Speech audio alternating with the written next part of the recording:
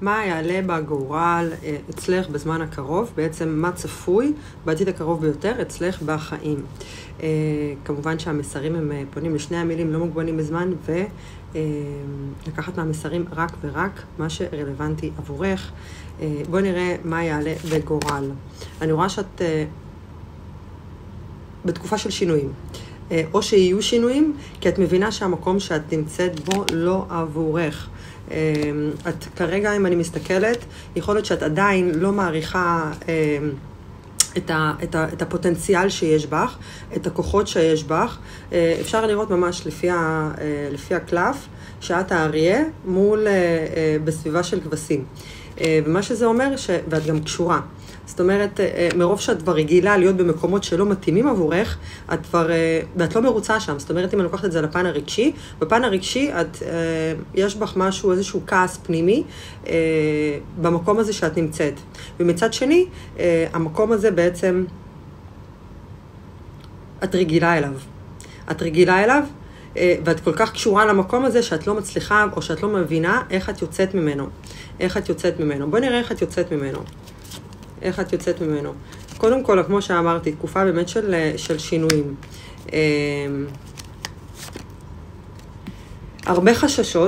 הרבה חששות האלה מגיעים בעצם מתוך מקום שלא בצורה מוצדקת. זאת אומרת, זה איזושהי מחשבות שאת בונה לעצמך סביב הקלף הראשוני הזה שהוצאנו.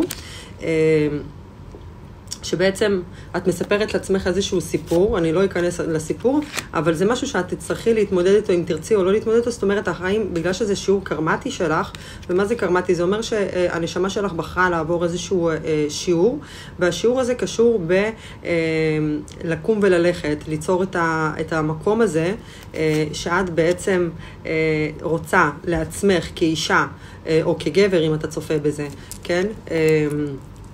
זאת אומרת, יש פה איזושהי, החיים ידחפו אותך לכל מיני פינות כאלה, שיהיו לך לא נעימות, כדי שאת תביני מה באמת נעים לך, ותקומי ותעשי את המעשים האלה בעצם. אוקיי, מה עוד? שזה מה שלוקח אותך למקום של התפתחות וצמיחה, ושל איזשהו ויז'ן חדש, כן? אוקיי, בואי נראה מה עוד הקלפים יכולים להגיד לנו. שאלו אותי לא מזמן למה אני עובדת עם כמה חפיסות. כי היכולת לראות דברים במקביל, היא פותחת את זה בצורה רחבה יותר. זאת אומרת, אני לא עובדת רק עם חפיסה אחת תוך כדי, אין איזושהי גם חובה לעבוד עם איזושהי חפיסה. זה תוך כדי, אני מרגישה מה נכון ומה לא נכון, וזה מה שאני גם עושה. בואי נראה. עכשיו את כאילו נמצאת בתוך איזשהו, זה לשקר לעצמך, זה לא להיות נאמנה לעצמך, זה לא לעשות את מה שאת באמת רוצה לעשות. ואת מבינה את המקום הזה, זאת אומרת, המקום הזה עושה אותך חולה, אם אני מסתכלת גם על הקלף הזה, זה מקום שלא עושה לך טוב, ופה מדובר בארקנה הגדולה, ופה מדובר בתשע חרבות, זאת אומרת, המקום הזה לא עושה לך טוב. בואי נראה מה עוד. ואת גם כאילו מתקשה, בגלל שאת מבינה שאת לא נמצאת במקום הנכון, זאת אומרת, זה כמו ללכת באיזשהו אופן, באיזושהי דרך אחד, באיזשהו שביל אחד, כשיש לך שבילים, עוד מלא שבילים מקבילים, שהם כאילו יותר מתאימים לך, אבל זה לא שהשביל הזה לא מתאים לך, פשוט השביל הזה מוביל אותך בעצם לעשות את השינויים האלה שאת צריכה לעשות בחיים שלך. זאת אומרת, הנשמה שלך צריכה לעבור את השיעור הזה, כדי ליצור את השינוי. מה עוד? ומה שיעזור לך זה בעצם שאת תהפכי למלכת החרבות. מלכת החרבות זה אישה שיודעת מה מתאים לה ומה לא מתאים לה, מה היא רוצה ומה היא לא רוצה, והיא פחות פועלת ממקום שהוא רגשי, היא פועלת מתוך מקום שהוא יותר שכלתני.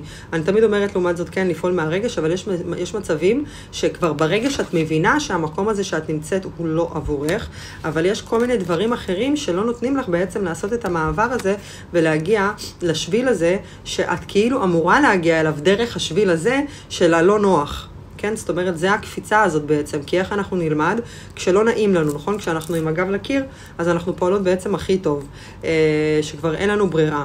כי כשיש ברירה, אז כאילו דוחקים את זה אולי מחר, זה איפשהו נדחק לפינות. מה עוד? מה עוד? מה מאוד מאוד מאוד. זה ממש איזושהי טרנספורמציה לא פשוטה בשבילך, כי מצד אחד את רוצה להישאר בתוך המקום הזה. מה זה רוצה? באופן איזשהו לא מודע, את רוצה להישאר בתוך המקום הזה הבטוח, אבל המקום הבטוח הזה כבר לא בטוח כל כך בשבילך. זאת אומרת, זה לא מקום שהוא עושה לך טוב. בואי נראה מה עוד. וזה מצריך ממך לקחת איזשהן פעולות שהן אולי לא כל כך נעימות לך, וזה מה שבעצם משאיר אותך בתוך המקום הזה שאת נמצאת בו עכשיו. נעשה מסר אחרון, כמובן מי שמתחברת מוזמנת לעשות, בשביל לעלות את התדר של המסרים, לעשות לייק, לשתף, לכתוב איזושהי תגובה, ונעשה מסר מהיקום לגבי המצב הזה שאת נמצאת. מה שיעזור לך זה אולי באמת להתחבר לשקט הפנימי שלך, אולי דרך מדיטציה, לפעול מתוך מקום שהוא באמת, כי התקופה הזאת מכניסה אותך להמון לחץ, כן? ודווקא הלחץ הזה אמור להירגע, אבל ברגע שאת תוכלי לשחרר את המקום הזה של המחשבות שלך, ותהפכי אותם בעצם למצב של פעולה, והמצב של פעולה בעצם לא כל כך פשוט לך. לא כל כך פשוט לך, על אף שאת נמצאת במקום שהוא לא טוב לך. מסר מהיקום לגבי הסיטואציה. תראי, זה מסר מהיקום, את כאילו לא מבטא את מי שאת ואת איך שאת כלפי העולם, כלפי האנשים, וזה לא חלילה מדבר על איזושהי צביעות או משהו כזה. לפעמים נורא קשה לבטא או ללכת ולעשות, באמת ללכת אחרי החלומות שלנו וללכת ולהגשים, כי יש שם המון המון מחשבות, המון המון פחדים, וזה משהו שהוא לגיטימי. השאלה, גם משהו שאני תמיד אומרת, השאלה אם הפחד משאיר אותך בתוך המקום שלך ומשתק אותך ומשאיר אותך בתוך המקום, או שאת מסתכלת על הפחד ואת מתקדמת לאט לאט לאט בקצב שלך. עוד קלף אחד אני אוציא. את כאילו מפחדת שהדברים לא יצליחו, ואז זה בעצם מה שמשאיר אותך. את מפחדת להתמודד עם דחייה. גם זה פן המחשבתי. בפן הרגשי קשה לך לבטא באמת את המקום הזה שאת רוצה להיות בו. אז זה המסר עבורך. בואי נראה איזה פוטנציאל נמצא מעבר לדלת הזאת, מעבר למעבר הזה. מה הפוטנציאל שנמצא שם? איך אני אוהבת קלפים. פוטנציאל של, את רואה, זה באמת איזושהי שלמות. זאת אומרת, יש פה גם את הצדדים, לקבל את הצדדי צל שלנו, לקבל את הצדדים שהם פחות את אוהבת אותם בעצמך. זה לדעת לקבל את זה ולא לדעת להילחם בזה כל הזמן. כי יש פה גם את הצד שכאילו אין פה ענפים, וכזה התקופה של החורף מה שנקרא, וגם התקופה הפורחת של האביב, של הקיץ, שהכל בעצם פורח וזורח. אז שימי לב שזה המקום שזה בעצם מביא אותך, אבל את גם נמצאת בתוך איזשהו עיגול, מעגל, שכל הדברים האלה ברגע שאת מתקדמת לקראת עצמך, אז הדברים האלה תופסים פחות ופחות מקום. זאת אומרת, לא לתת לזה את כל המשקל לפחדים האלה, לדברים האלה שבעצם משאירים אותך בתוך המקום שלך. זה המסר. כמובן שמוזמנת לפתיחה אישית, לייעוץ אישי, לתהליכים אישיים, דרך קונסטלציה, הילד הפנימי, אמונות מגבילות, חיבוק גדול לכן אהובות. ואת נמצאת בדרך הנכונה, לא לפחד ללכת לקראת הדברים שאת רוצה, הדברים שאת מאמינה, וגם כשזה לא מצליח, זה לוקח אותך לאיזושהי דרך שלך, ולא דרך שאת מרגישה שהיא לא מתאימה עבורך.